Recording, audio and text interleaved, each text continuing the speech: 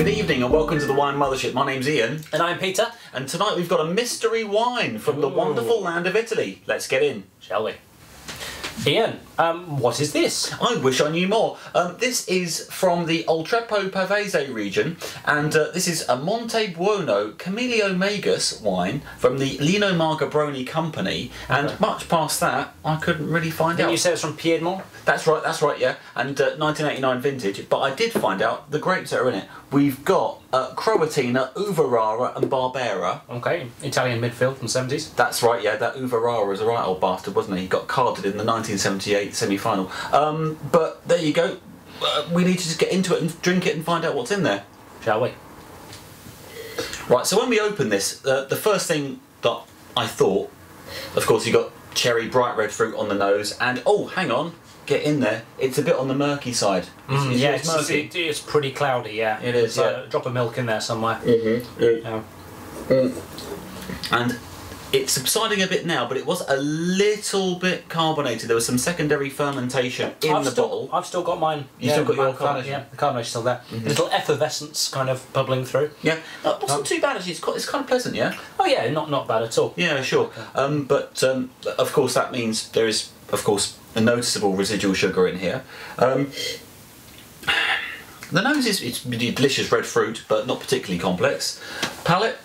Well, before we get into that, I mean, there is a certain kind of plasticky quality to the nose. It could be identified as rubber. It kind of smells like a fresh nappy. When I say fresh nappy, I mean an unfilled one. That kind of material, you know. Yeah, I see what you mean. Yeah, it didn't bother me much.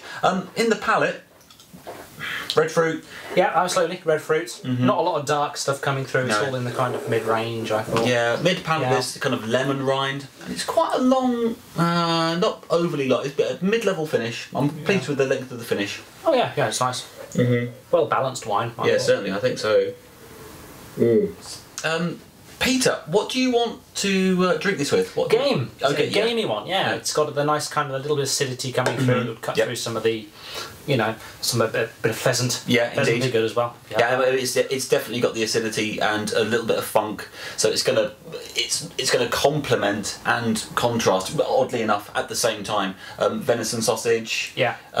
Any kind of wild boar dishes. But I think even with a lot of pork and stuff, if you had like pork steaks and stuff, I think it was still the kind of the red berry would come through. I think that would work very well with it. Yeah, cassoulet, fantastic. Avoid tomato dishes.